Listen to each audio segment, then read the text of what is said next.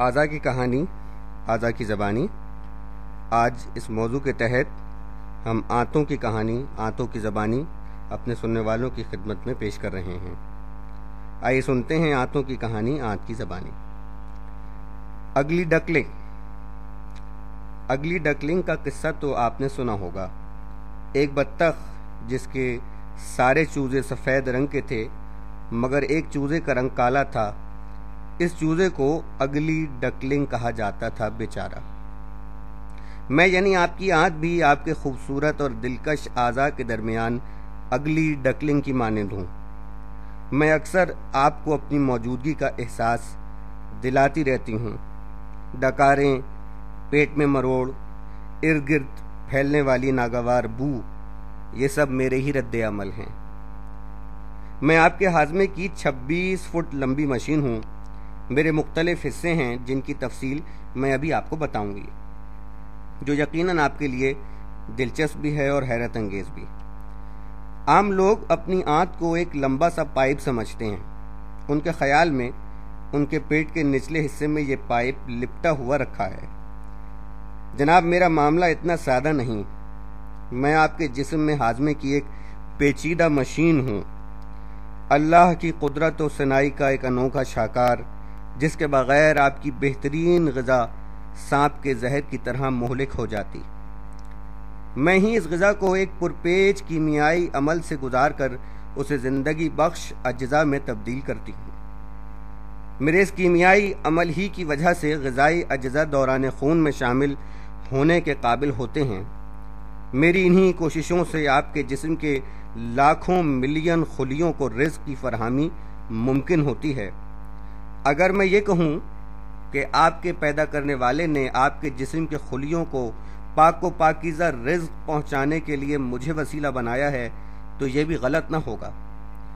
آپ سمجھتے ہیں کہ آپ مجھے رزق پہنچاتے ہیں، حالانکہ جناب حقیقت یہ ہے کہ میں آپ کو غذا فراہم کرتی ہوں۔ میں ہی جسم کے پٹھوں کو توانائی فراہم کرتی ہوں۔ میں بکری کے گوشت میں موجود پروٹین کو امائنو ایسڈ میں تبدیل کر کے اسے آپ کے جسم کا حصہ بناتی ہوں۔ میں ہی آپ کے غذا کے نشاستے کو گلوکوز میں تبدیل کرتی ہوں۔ اگر میں یہ کیمیائی معجزے سر انجام نہ دوں تو انسان باقی تمام اعضاء کے ہوتے ہوئے بھی چند دنوں میں قبر کے اندر پہنچ جائے۔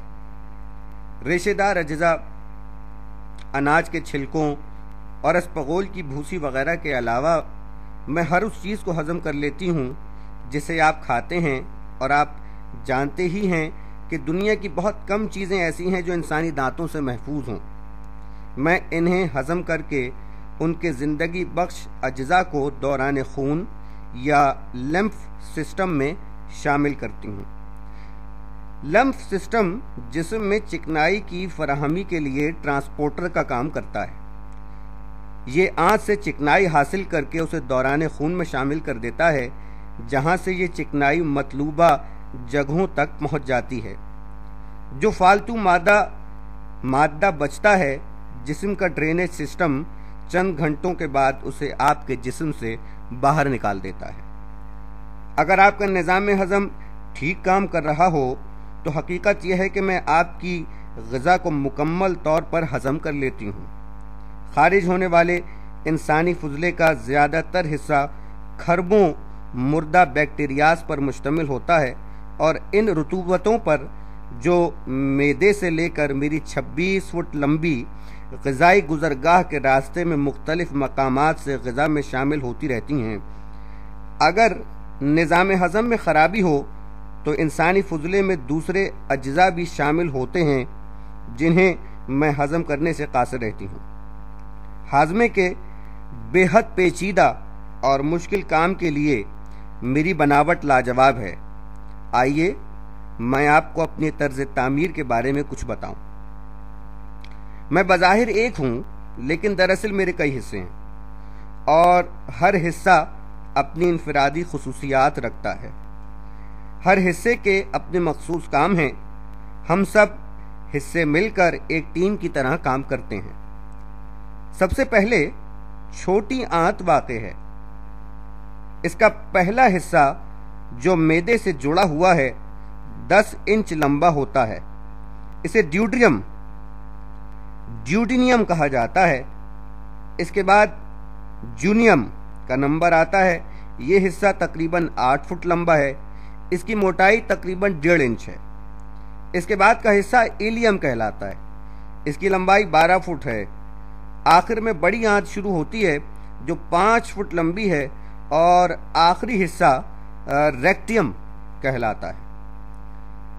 मज़े की बात यह है कि मेरे ऊपर वाले हिस्से खतरनाक जरासीम से पाक रहते हैं। इसकी वजह मैदे के तेज़ाबी मादे हैं जो ग़िज़ा में मौजूद ज़्यादातर जरासीम को मौत के घाट उतार देते हैं। इसके बरक्स मेरा निचला हिस्सा तरह तरह के जरासीम के बहुत बड़े चिड़िया घर का मंजर पेश करता है। यहाँ कमोबेश 50 इक़साम के ख़तरनाक जरासीम खरबों की तादाद में पाए जाते हैं।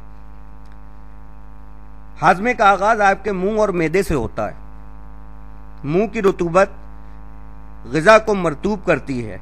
दांत उसे पीसते हैं और मैदा चबाई हुई ग़िज़ा को अपने तेज़ाबी मादों के साथ फेंट कर उसे लई की तरह बनाता है। यह ग़िज़ा जब मेरे पहले हिस्से ड्यूडियम के ज़रिए मुझ में दाखिल होती है तो गाढ़े सूप में तब्दील हो चुकी होती है। 1 गिलास पानी जो आप पीते हैं वो तकरीबन 10 मिनट के बाद मुझ तक पहुंचता है, जबकि गोश्त के टुकड़े को मुझ तक पहुंचने में 4 घंटे लग जाते हैं। मैदे से जो ग़िज़ा मुझ तक पहुंचती है वो तेज़ाबी मादों से भरपूर होती है। अगर ये ग़िज़ा मामूल से ज़्यादा तादाद में मुझ में दाखिल हो तो मैं इसे फौरी तौर पर संभालने के काबिल नहीं होती।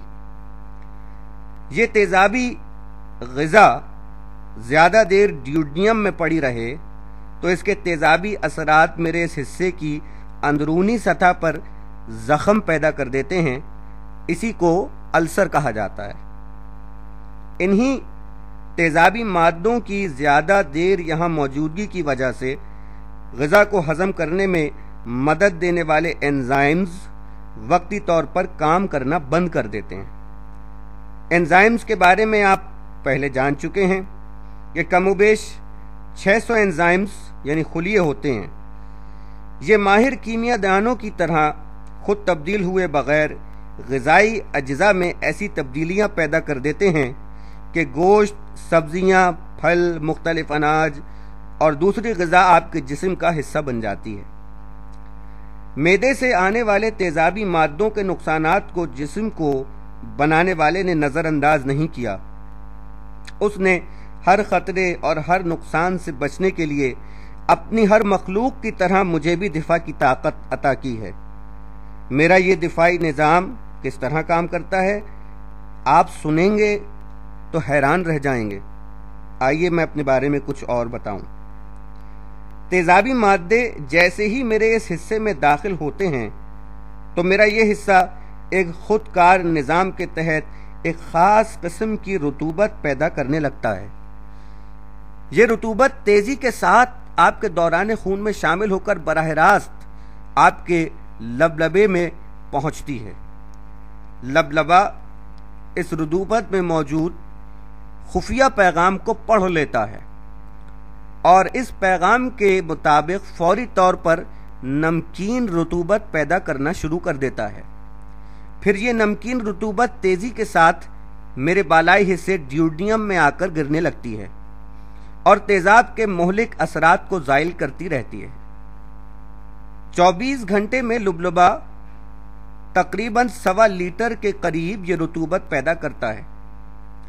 इस रुतूबत में दूसरे अज्जा के अलावा 3 ख़ास एंजाइम्स होते हैं जो ग़िज़ा में मौजूद लहमियात, चर्बी और निशास्तें में ऐसी कीमियाई तब्दीलियाँ पैदा कर देते हैं कि जानवरों का गोश्त, इंसान का गोश्त, चर्बी, इंसान की चर्बी और निशास्तें में मौजूद ज़िंदगी बख्श अज्जा इंसान के जिस्म का हिस्सा बन जाते हैं।